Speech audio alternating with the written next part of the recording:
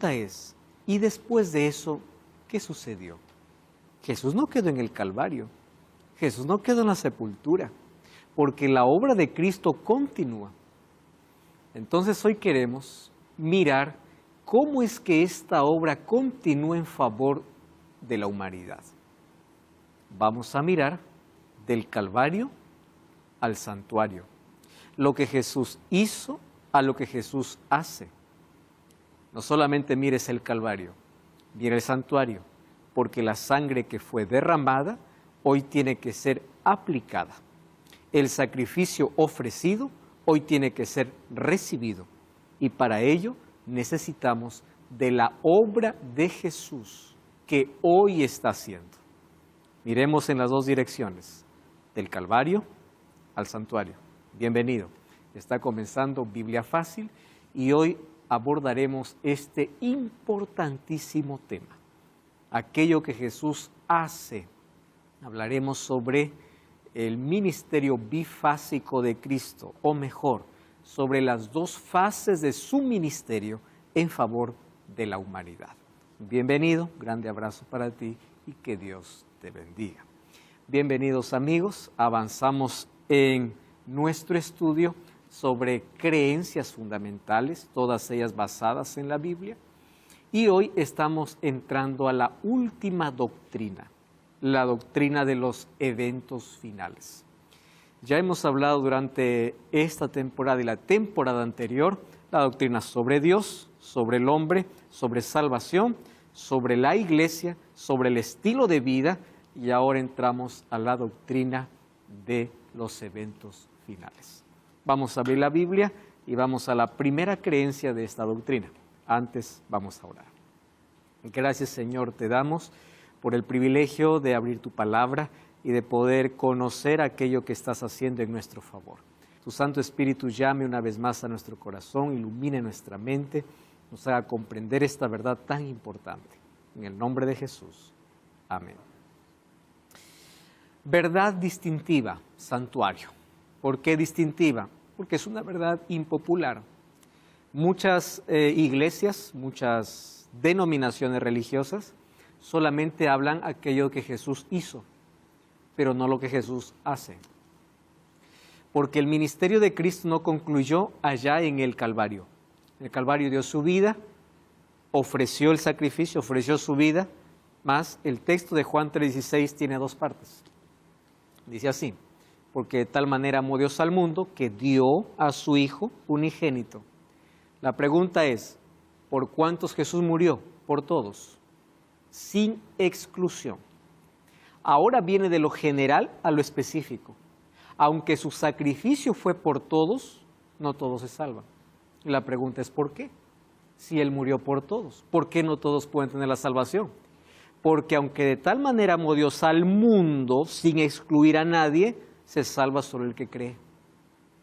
Viene de lo general a lo específico. Entonces la pregunta es, ¿qué se necesita para que la salvación sea efectiva o ejecutada? Es el sacrificio realizado, hoy tiene que ser aplicado. ¿Y dónde se aplica? En el santuario. ¿Recuerdan ustedes la historia de la Pascua? En la historia de la Pascua, el cordero no solamente tenía que ser muerto, sino que la sangre tenía que ser aplicada. Entonces, el sacrificio de Jesús es la garantía de que todos tenemos la oportunidad de salvación. La sangre fue derramada, pero aún no ha sido aplicada.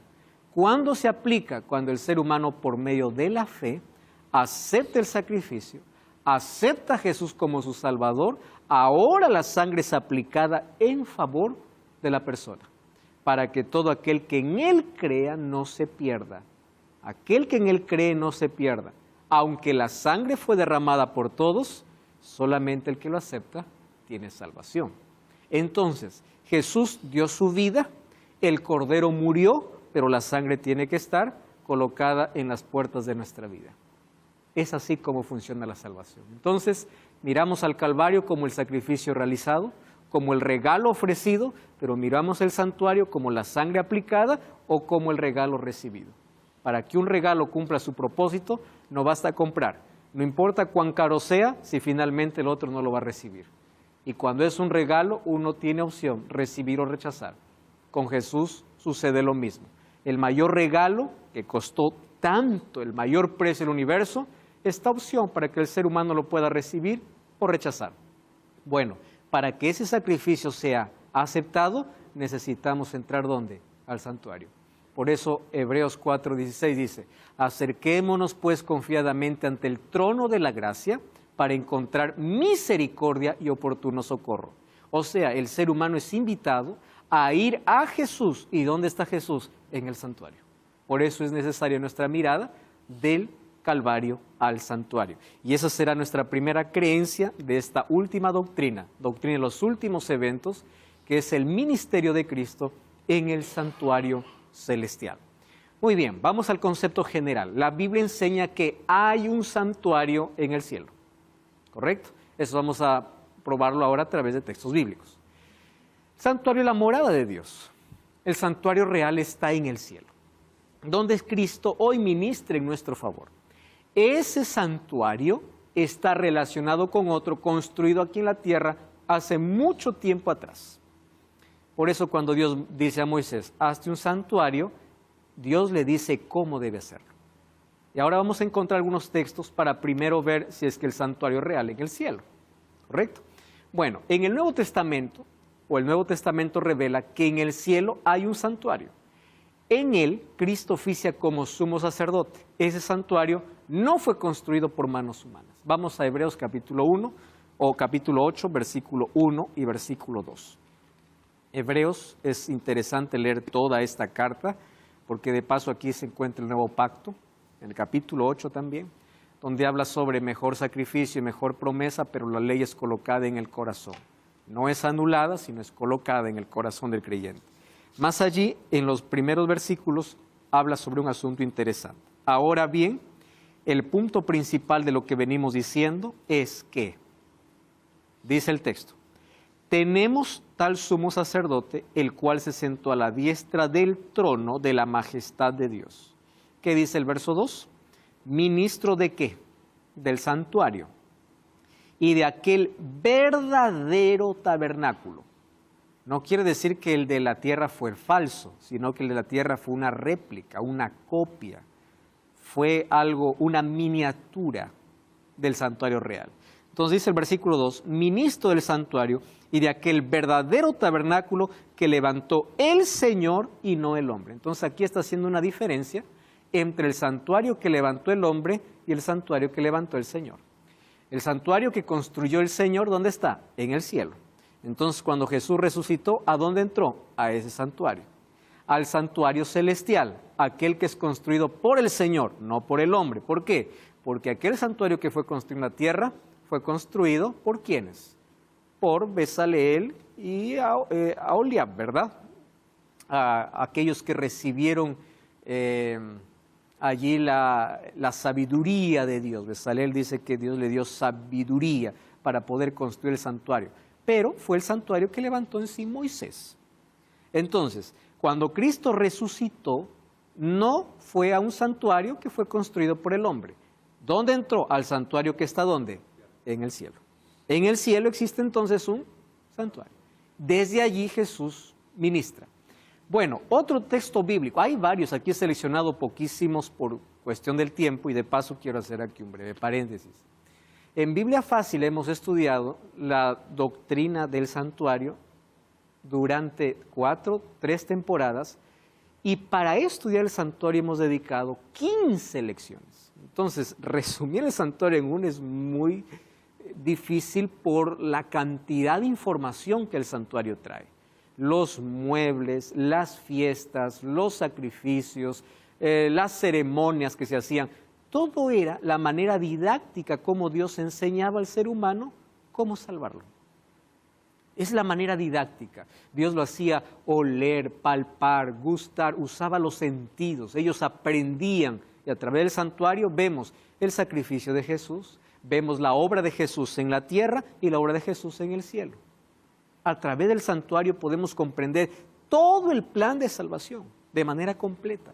Así que yo te invito para que puedas profundizar este tema, busca ahí en Biblia Fácil, santuario. Y allí vas a encontrar más de 15 o 20 o 30 capítulos hablando sobre este tema exclusivamente. Hoy apenas haremos un breve repaso, resumen, de manera, no de manera muy profunda en los detalles, pero sí de manera general. ¿Está bien? Entonces, el segundo texto, vamos a Apocalipsis capítulo 11, versículo 19. Apocalipsis capítulo 11, versículo 19, dice el texto bíblico así: el templo de Dios fue abierto, el santuario, ¿correcto? ¿Dónde fue abierto? En el cielo, y el arca de su pacto se veía en el templo. Qué interesante. ¿Qué cosa tenía el santuario terrenal? Un arca del pacto. ¿Qué cosa había en el arca del pacto? La ley de Dios. Muy bien, ahora dice Juan, yo vi el arca del pacto, ¿dónde? En el cielo. ¿Por qué? Porque la ley de Dios es la base del gobierno de Dios. Si Satanás ataca tanto la ley de Dios, es porque quiere destruir la base de su fundamento. ¿Correcto? Cada vez que un ser humano se pone en contra de la ley de Dios, es directamente Satanás atacando el gobierno de Dios. Entonces, en el cielo dice que hay un templo, hay un santuario, obviamente, y allí se vio el arca de su pacto. ¿Dónde? En el templo. Quiere decir que en el cielo existe un santuario real. Hay otros textos, pero vamos a pasar eso. Miren, en el santuario celestial, entonces se convierte en el gran centro de mando, donde Cristo lleva a cabo su ministerio sacerdotal en favor de nuestra salvación. Hebreos 7:25 dice, Él es capaz de salvar perpetuamente a los que por Él se acercan a Dios. Entonces, tenemos que acercarnos al santuario por medio de la fe, viviendo siempre para interceder por ellos. ¿Cuál es la obra de Cristo allí? Intercesión. Por eso 1 Juan 2:1 o 1 Juan capítulo 2, ¿no? 2:1 dice, hijitos míos, estas cosas escribo para que no pequéis. Si alguno hubiere pecado, tenemos abogado. El apóstol Pablo va a decir, tenemos un solo mediador entre Dios y los hombres, Jesucristo hombre. Está haciendo énfasis ¿a dónde? Al ministerio de Jesús en el santuario. Entonces en la Biblia encontramos muchas referencias a la obra de Cristo. Bueno, en la tierra se construyó un santuario. Dios pidió a Moisés, vamos a Éxodo capítulo 25. Miren el pedido de Dios, es interesante. Versículo 8. Harán un santuario para mí y habitaré en medio de ellos. ¿Dónde estaba el santuario? En el centro. Todas las tribus estaban alrededor del santuario, todas, divididas obviamente por grupos. Las tribus o las personas en el desierto, cuando abrían sus carpas, ¿qué es lo primero que veían? El santuario, porque todas estaban de paso direccionadas hacia el santuario. Dios dice, mi presencia irá con ustedes, mas donde ustedes acampen, yo quiero acampar. Eso es lo interesante, ¿no? Desde ahí Dios dice, yo quiero vivir con ustedes. Por eso la encarnación de Jesús, ¿qué cosa es? Dios hecho hombre. Emmanuel, ¿qué significa? Dios con nosotros. Así como Dios acampaba con su pueblo, Dios vino aquí y se hizo hombre como uno de nosotros. Entonces dice, yo habitaré en medio de ellos. Ahora, vean el versículo 9. Conforme a todo lo que yo te muestre, el diseño del tabernáculo y el diseño de todos sus utensilios, así lo harás. ¿Qué cosa es lo que vio Moisés entonces? El santuario celestial. Porque fue mostrado. Miren el versículo 40. Mira y hazlo conforme el modelo que te ha sido mostrado. O sea, tú no vas a alterar nada. Lo que viste, hazlo. ¿Qué cosa vio? El santuario real, santuario celestial. Entonces lo que funcionó aquí en la tierra fue una miniatura, una pálida idea del santuario real que existe en el cielo. Solo que aquí de forma didáctica Dios iba mostrando ¿qué cosa? El plan de salvación. Por eso es que vemos algunos elementos dentro del santuario, ¿correcto? Entonces Dios mandó construir a Moisés este santuario. Allí de manera didáctica enseñaba el plan de salvación para el hombre. ¿En qué consistía ese santuario? De paso, ese santuario, después de la peregrinación, se instaló allá en Silo, que está cerca de Jerusalén, y un día David dice, ¿cómo es posible que yo gobierne en un palacio y la casa de Dios está allá? Voy a construir un templo, ¿no? Dios le dice, no, tú no vas a construir, tu hijo va a construir. Y Salomón construye el primer templo. ¿Qué cosa es el templo? El santuario. El santuario se trasladó con todo lo que existía, ¿dónde? al primer templo que construyó Salomón. ¿Por qué era tan importante? Porque la vida de todo judío, de todo israelita, era alrededor del santuario. Más de 91 días pasaba dentro del santuario. Imagínense. Habían 7 fiestas, habían ceremonias, habían sacrificios durante todos los días. Y todo, cada detalle del santuario apuntaba al plan de salvación. Cada detalle. Las medidas, los colores. Es impresionante ver que hasta los colores traían un mensaje en el santuario. Los sacrificios. ¿Cómo era el santuario? En sí era así. Tenía una puerta, ¿correcto? Por esta puerta cruzaba el sacerdote y también algunos del pueblo. O el pueblo podría cruzar por esta puerta y tenía entrada solamente hasta el atrio. En el atrio habían 2 elementos. Un altar de bronce donde se ofrecían sacrificios y una fuente de bronce para lavarse las manos y los pies. Bueno, a partir del atrio había ahora 2 compartimentos divididos por 2 velos. Primer velo y segundo velo. Aquí es el atrio. Hasta aquí puede entrar el sacerdote y también el penitente, el pecador, hasta el atrio.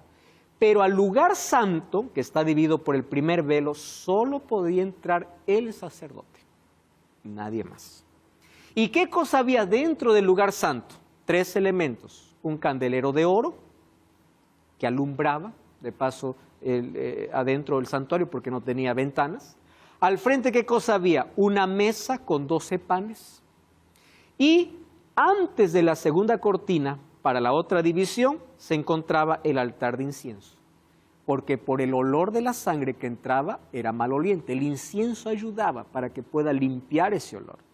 Luego venía la segunda cortina y venía el lugar santísimo. Solo que acá hay un asunto interesante. El sacerdote entraba todos los días solamente hasta el lugar santo. Desde el principio hasta ahora que lo vuelvo a tocar el tema, se aclara más porque uno no sabe, ya no entiende mucho que tiene cada cosa su porqué y para qué, que esto desde el principio hasta el final de la Biblia lo habla todo, entonces uno va entendiendo. Al lugar santísimo entraba solamente el sumo sacerdote, que era uno solo. O sea, el sacerdote no podía entrar al lugar santísimo, solamente el sumo sacerdote. ¿Cuándo entraba? Una sola vez al año.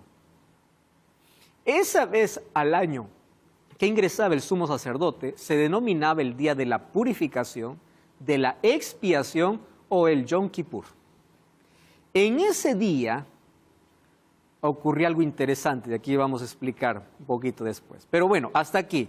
El sacerdote entraba solo hasta el lugar santo, el sumo sacerdote al lugar santísimo una vez al año. ¿Cuándo entraba?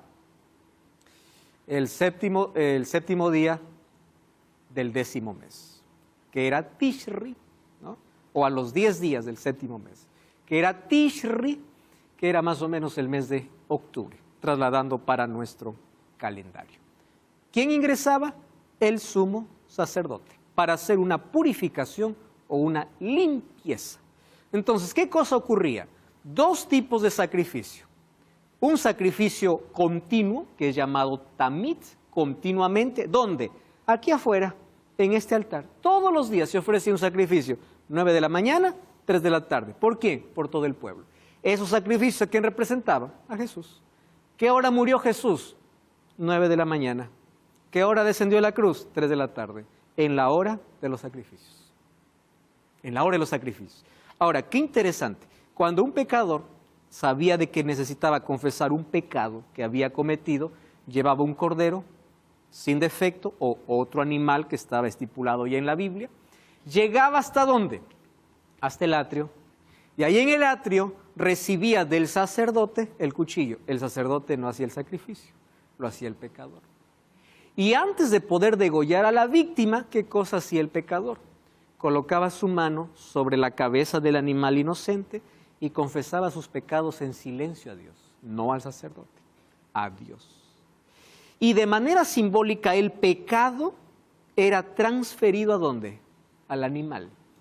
Y el animal moría en su lugar y él tenía que matarlo. él degollaba, él veía la sangre. Con esa sangre, el sacerdote tomaba un poco de sangre, ingresaba donde al lugar santo y esparcía sobre las cortinas del lugar santo. Por eso era necesario la purificación del santuario. ¿Por qué? Porque el pecado entraba al santuario por transferencia de sangre. Entonces, es como si adentro del santuario quedaban registrados todos los pecados. Entonces, una vez al año, lo que hacía el sumo sacerdote era entrar para hacer una limpieza de todo lo que había entrado. Por eso era la purificación del santuario. Eso era el día de expiación. ¿Correcto? Eso está en Levítico capítulo 16. Sí, Isidro. Sí, pastor. ¿Quién era el sumo sacerdote? ¿Quién era? Sí. Era elegido por Dios. En el primer caso fue Aarón, ¿no? Y a partir de allí vinieron sus hijos asumiendo.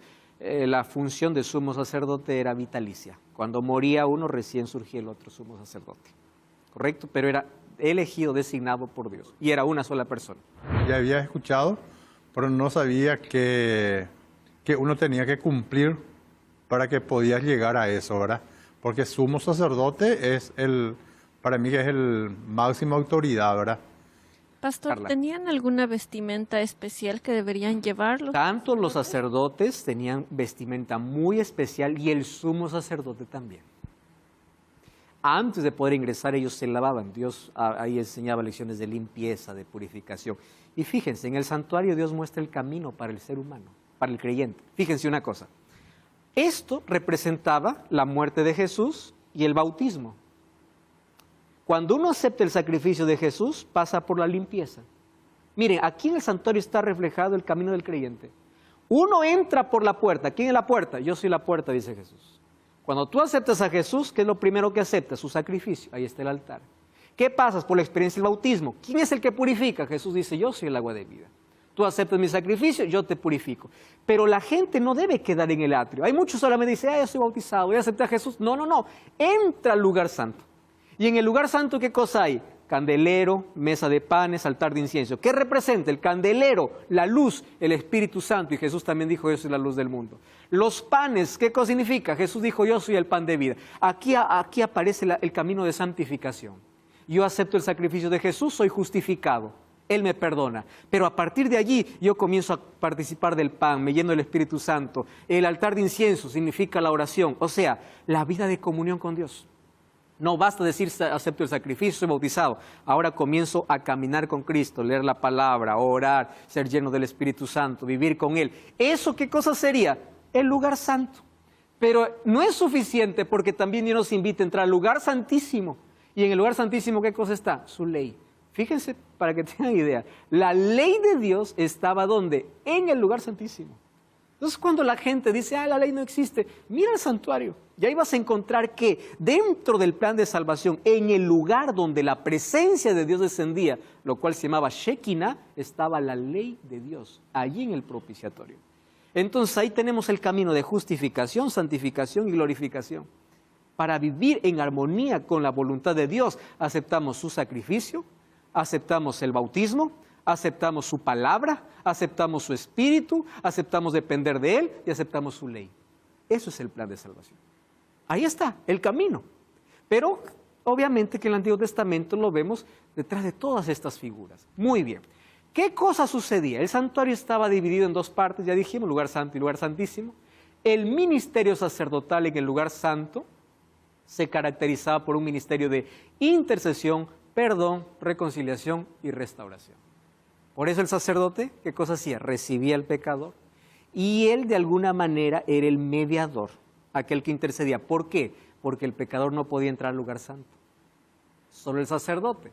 Entonces, ¿qué cosa hacía el sacerdote? Tomaba la sangre donde el pecador había colocado las manos sobre la víctima y por transferencia aquel pecado era llevado ¿dónde? Dentro del santuario. Entonces la persona salía aceptando el perdón de Dios por fe, porque el sacerdote llevó su caso ¿a dónde? Dentro del santuario. ¿Y dentro del santuario qué cosa estaba? La presencia de Dios. Es así como se aceptaba por medio de la fe, como hoy también, Facundo.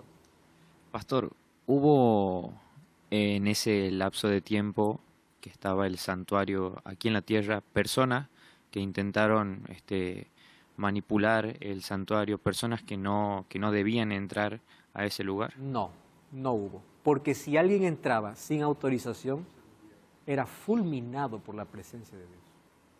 Entonces había un temor, respeto a todo eso.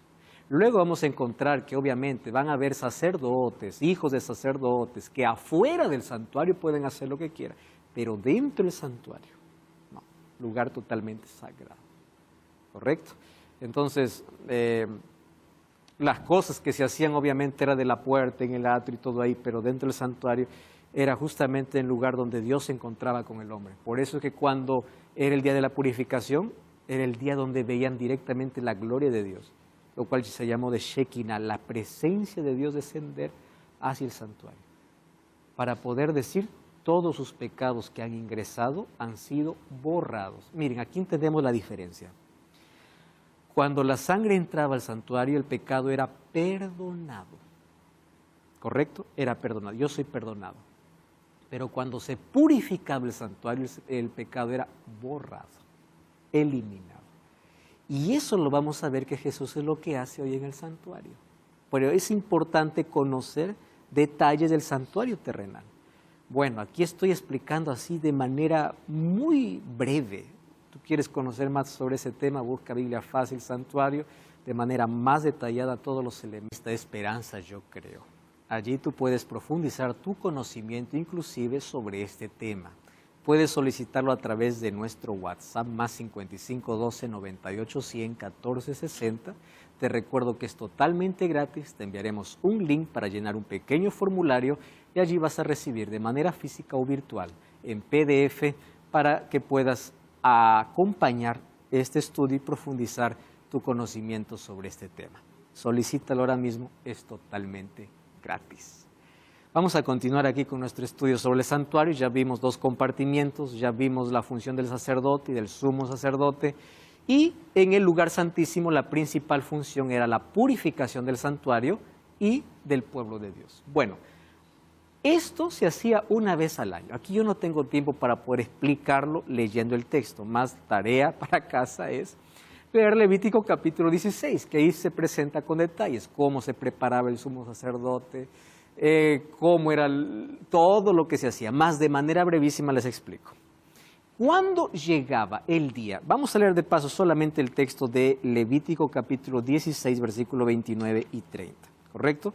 Levítico capítulo 16, solamente para ver qué cosa sucedía en ese día. Versículo 29, dice así: tendréis por estatuto perpetuo que en el mes séptimo, a los 10 días del mes, afligiréis vuestras almas, ninguna obra haréis, ni el natural ni el extranjero que mora entre vosotros, porque este día se hará expiación por vosotros y seréis limpios de todos vuestros pecados. Recuerdan entonces ustedes que durante el año los pecados pasaban por transferencia de la sangre al santuario. Los pecados eran perdonados, pero en el día de purificación eran totalmente eliminados, borrados. Es como cuando ustedes colocan la basura en un lugar y luego dice, bueno, ya está llena, vamos a botarlo. Más o menos funcionaba así, la idea de cómo los pecados finalmente serán eliminados. Primero son registrados, son perdonados y luego son borrados o eliminados. Bueno, el día de la limpieza era el día de botar la basura, trasladándolo a un lenguaje más actual. Durante todo el año los pecados entraban por transferencia y cuando llegaba el séptimo mes, exactamente a los 10 días del séptimo mes, que era el mes de Tishri, en ese día se celebraba algo muy importante.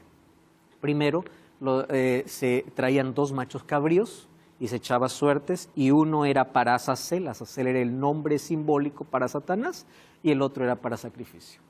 Con la sangre de ese sacrificio, el sumo sacerdote ingresaba hasta el lugar santo y el lugar santísimo, esparciendo esa sangre, y cuando llegaba al lugar santísimo, donde estaba la gloria de Dios que había descendido, el sumo sacerdote primero había tenido que confesar sus pecados de él y de su familia para luego hacer la purificación del santuario.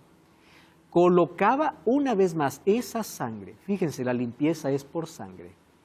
Por eso ustedes van ver que en el libro de Apocalipsis dice, bienaventurado aquel que lava sus ropas con la sangre del cordero. Uno dice, qué raro es esto, ¿no? ¿Quién lava con sangre? Porque eso venimos desde el lenguaje, desde el santuario. La limpieza, la purificación era con sangre. Entonces, una vez que era aceptado ese sacrificio, esa sangre, una vez que entraba al lugar santísimo, el sumo sacerdote salía con alegría y con solemnidad, y todo el pueblo afuera estaba celebrando porque sus pecados habían sido borrados. Pero ¿de qué manera simbólica ahora se hacía? Una vez que el sumo sacerdote salía, es como si del fondo hubiese sacado toda la basura, entraba a la puerta, hay alegría, ahora está limpia mi vida, limpio el santuario. El sumo sacerdote colocaba sus manos sobre el otro macho cabrío, Azazel. Y ese Azazel era llevado por una persona encargada al desierto, lo más lejos que se pueda, y en el desierto moría. Yo no entendía, leí muchas veces la parte del Levítico, todas esas cosas, y nunca pude entender la relación que había con el sacrificio de Jesús. Ahora me estoy acordando en un pasaje donde dice, fue llevado como una oveja en el matadero. O sea que entendí la relación que había antes, por ejemplo, con el sacrificio que hizo el Señor Jesús por nosotros. Ahora, ¿cómo funcionaba el Azazel? Más o menos como un carro basurero. Sacas la basura y lo colocas en el carro basurero, y ese carro basurero va. Solo que ¿por qué aquí? ¿A qué representa este Azazel? Cuando los pecados han sido ya perdonados y borrados, finalmente Dios coloca todos esos pecados a quien hizo pecar. Ese Azazel representa ¿a quién? A Satanás. Que finalmente, ¿dónde va? Al desierto. ¿Recuerdan ustedes el milenio? Cuando Cristo viene y lleva a sus hijos y los impíos todavía quedan en la tierra, pero ya todos muertos, dice que Satanás queda preso ¿por cuánto? 1000 años. ¿Está dónde? En el desierto. O sea, todos los pecados que han sido borrados cuando Jesús sale del santuario, del lugar santísimo, son ahora colocados sobre el autor del pecado. Pero todo el pueblo ya ha quedado limpio de todo su pecado. Era el día de celebración, era un día de juicio. ¿Por qué razón?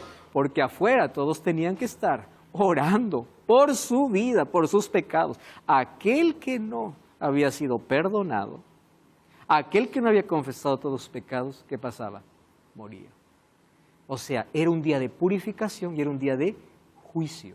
Otra palabra que necesitamos allí colocar dentro de este día de la expiación. Muy bien, el macho cabrío por el Señor era sacrificado, esparcía en el lugar santo y el lugar santísimo. Este proceso era conocido como purificación del santuario. El segundo macho cabrío, Azazel, era enviado por el campamento hacia el desierto y representando al causante de todos los pecados. Cada fase simboliza una parte de nuestro propio juicio. La remoción de los pecados del santuario y la purificación de esto simbolizaban el tiempo anterior a la venida de Cristo, donde el nombre de cada santo estaba siendo escrito en el libro de la vida. Ahora lo entendemos mucho mejor de qué manera. Así como había un santuario terrenal que era una réplica del santuario celestial, significaba que si todo lo aquí en el santuario terrenal representaba el ministerio de Cristo en sus dos fases, entonces tenemos que analizar qué cosa es lo que Jesús hace en el cielo, porque ya nos explicó en el santuario. Todas las fiestas, todas las ceremonias, todos los sacrificios, ¿a quién apuntaban? A Cristo, a la muerte de Cristo, al sacrificio de Cristo. Pero el santuario todavía no ha terminado en el sentido de que todavía vemos la segunda fase del ministerio de Cristo. ¿Qué hizo después del sacrificio? ¿Dónde entró? Al santuario. ¿Para qué? Muy bien, ahora sí. Así como el santuario físico, el santuario celestial también tuvo un día que fue diferenciado. Daniel 9 muestra que después de 70 semanas, Cristo comenzaría su trabajo como sumo sacerdote en el santuario celestial. Con su ascensión, poco tiempo después de su muerte, Cristo inició ese ministerio. Hechos 9:24 o Hebreos 9:24, porque no entró Cristo en un santuario hecho de mano, sino figura del verdadero, sino en el cielo mismo para presentarse ahora por nosotros en la presencia de Dios. De la manera que los pecados eran perdonados y transferidos al santuario terrenal, todos los pecados son enviados donde al santuario celestial, y es por eso necesita ser purificado. Presten atención aquí entonces, viendo lo más interesante. Lo que se hacía aquí en el santuario terrenal era una figura de lo que ocurriría en el santuario celestial. Pastor, ¿cómo es que el santuario celestial se puede contaminar si que ahí es sagrado y todo es santo? Abran su Biblia en el libro de Hebreos capítulo 9, versículo 23. Hebreos capítulo 9, versículo 23. Presten atención a este detalle interesante. Dice así: fue pues necesario que las figuras de las cosas celestiales, ¿de dónde está hablando? Del cielo. Las figuras de las cosas celestiales fuesen purificadas así, pero las cosas celestiales con mejores sacrificios. ¿Cómo se purificaba el santuario terrenal? Con un macho cabrío, la sangre de un cordero, de un macho cabrío. ¿Cómo se purifica el santuario celestial? Con un mejor sacrificio, la sangre de Jesús. La pregunta es, ¿cómo se contaminó el santuario en el cielo? Si ahí no hay pecado. Otra vez, ¿cómo entraba el pecado al santuario? Por medio de transferencia de la sangre. ¿Cómo el santuario celestial se llega a contaminar? Por medio del registro de nuestros pecados. Todos nuestros pecados, ¿qué cosa está haciendo? Registrados. ¿Y qué cosa es lo que Dios haría al entrar al santuario? Perdonar, pero también luego borrar nuestros pecados. Y para eso hay una profecía que nos muestra exactamente. Daniel capítulo 8, versículo 14. Otra vez, esta profecía lo hemos estudiado por lo menos en 2 capítulos, así es que explicarlo en 2 minutos va a ser complicado y no vamos a entrar en detalles, pero vamos a analizar de manera breve la profecía. Puedes buscar esto también en Biblia Fácil, Daniel, donde explicamos de una manera detallada. Daniel capítulo 8, versículo 14, Daniel recibe en visión y uno le dice, ¿no? Y él dijo, hasta 2300 tardes y mañanas el santuario será purificado. Ustedes van a ver que después de esto Daniel queda hasta enfermo, porque él no está entendiendo la visión. Porque él piensa que el santuario, el único que conoce es el santuario terrenal. 2300 tardes y mañanas, que en profecía una tarde y una mañana, en profecía es un año, serían 2300 años. Entonces en el capítulo 9 vemos que Daniel ora y pide a Dios que le explique. El ángel Gabriel desciende. Y miren lo que dice el capítulo 9, versículo 24.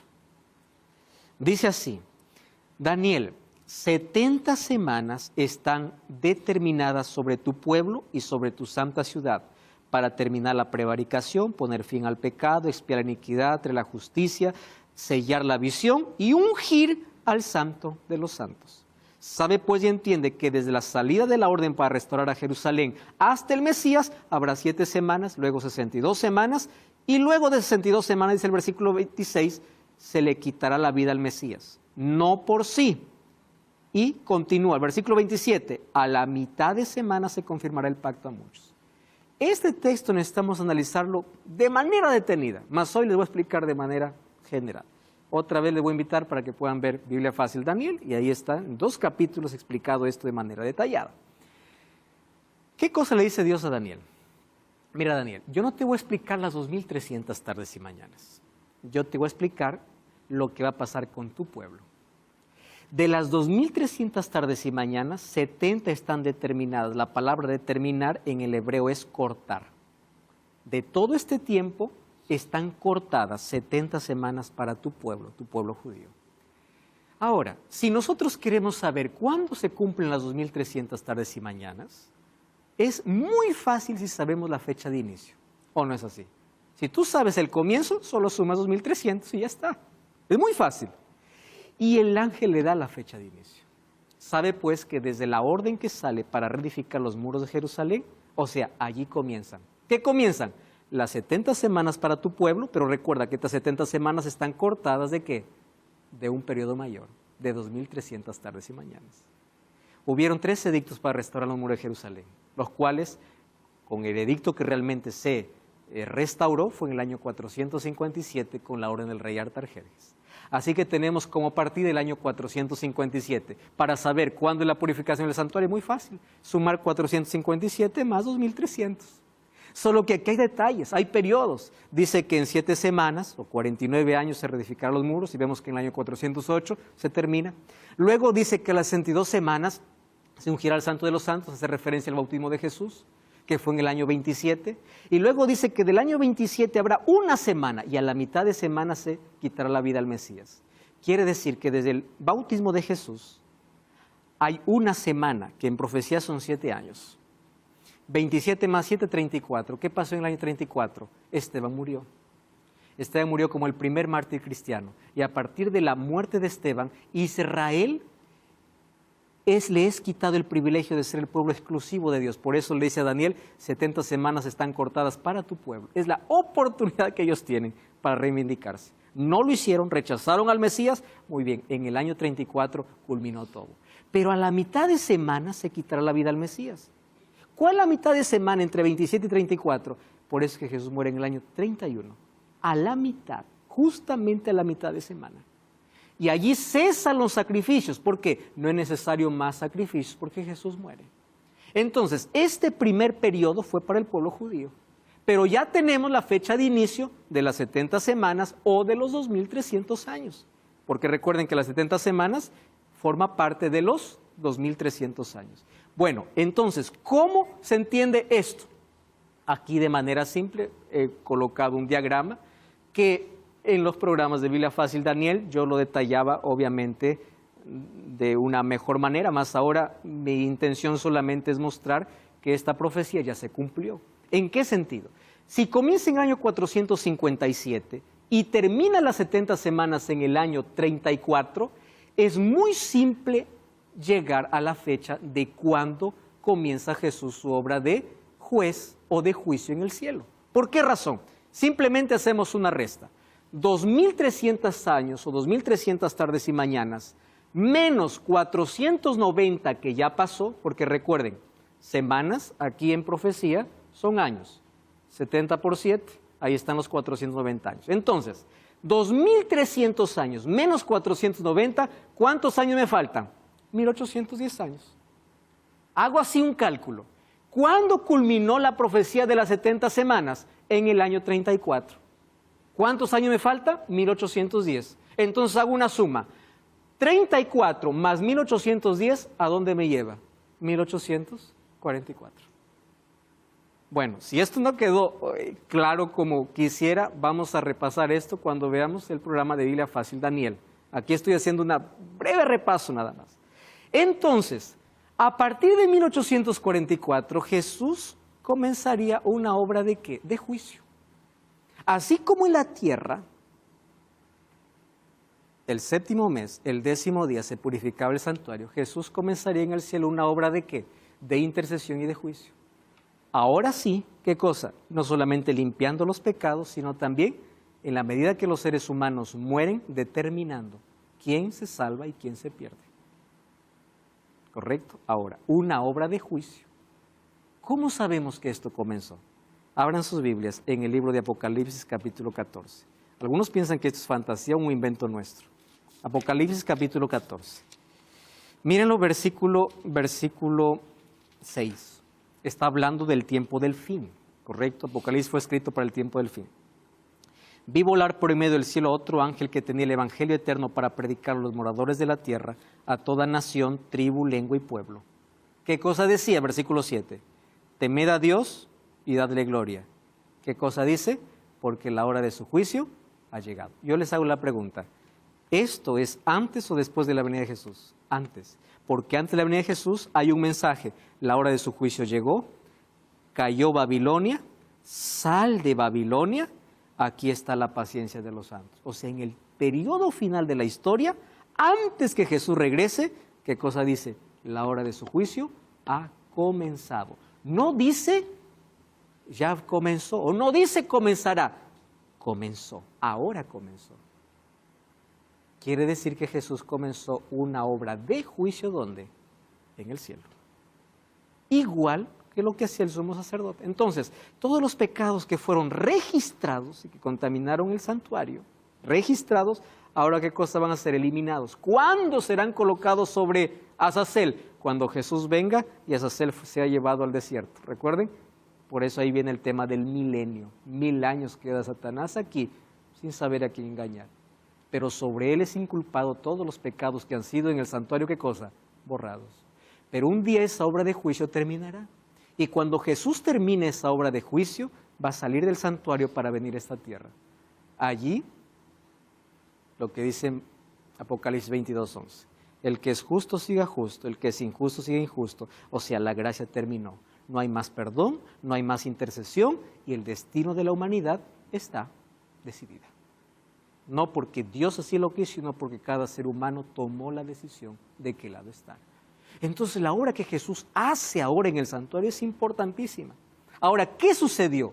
Ustedes saben que hubo un despertar religioso. ¿Por qué? Porque hubieron muchas señales.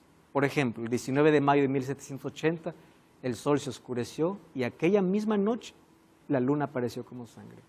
13 de noviembre de 1833, meteoritos, una lluvia de estrellas cayó allí en los Estados Unidos. Y todos a la expectativa, algo está pasando.